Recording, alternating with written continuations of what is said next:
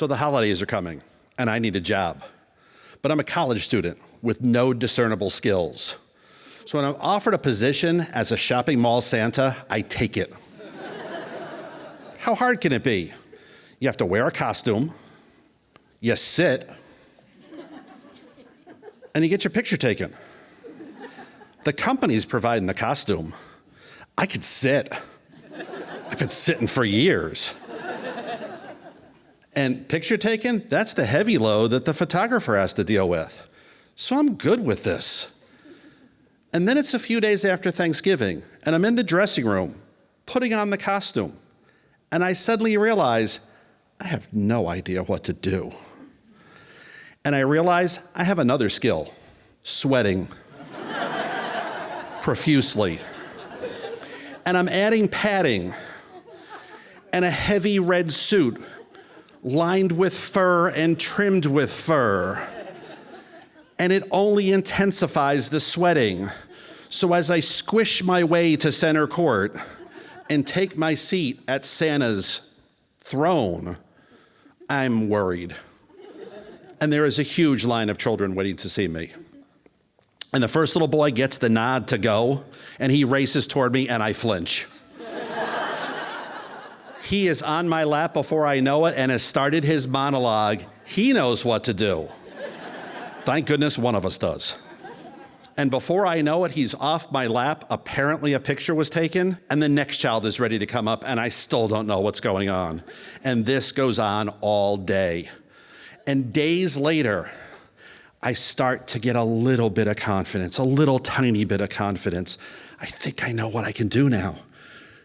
Until a little girl is placed on my lap, and she looks up at her mom, and then she looks back at me and screams.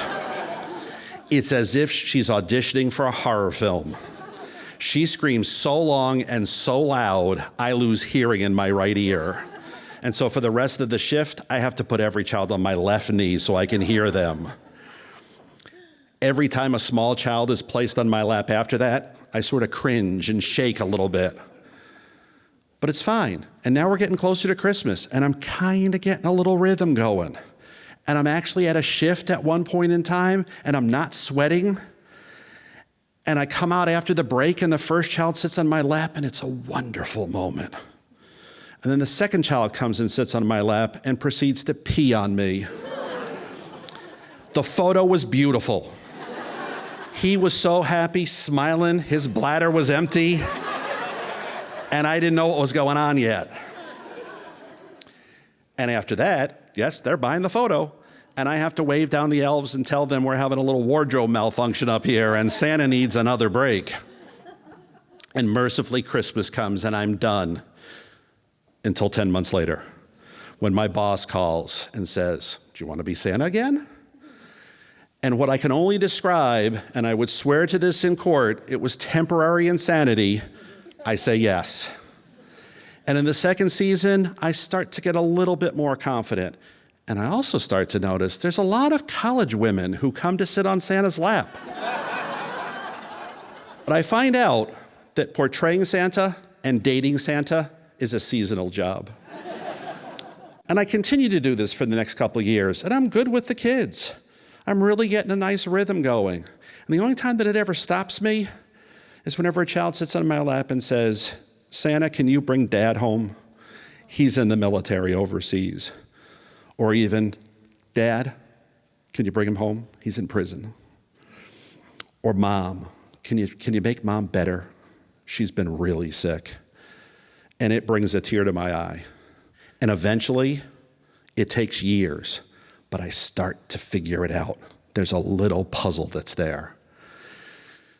And one of them is, as the mom starts to say, "Jimmy, it's your turn, come on up." I got it. Jimmy sits on my lap and I look at him and say, "Jimmy, have you been a good boy this year?" And he is in awe that I know his name. And it's wonderful. But what's even more wonderful is the moment where I realize it's not just about the kids sitting on my lap, because I listen to every child that sits down and wants to tell me what they want for Christmas, but I also look up at the parents, because the parents are there and they're leaning in and they're listening, and they've got that twinkle in their eye. They got that little bit of Christmas magic, and they know, and that's what I learn, that when their child is happy at Christmas time, then they're happy at Christmas time. And if their child is really, really having a great Christmas, they're a great parent.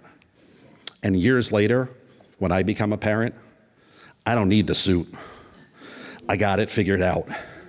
I really know that if I can make a great Christmas for my kids, then it really, truly is a very Merry Christmas. Thank you.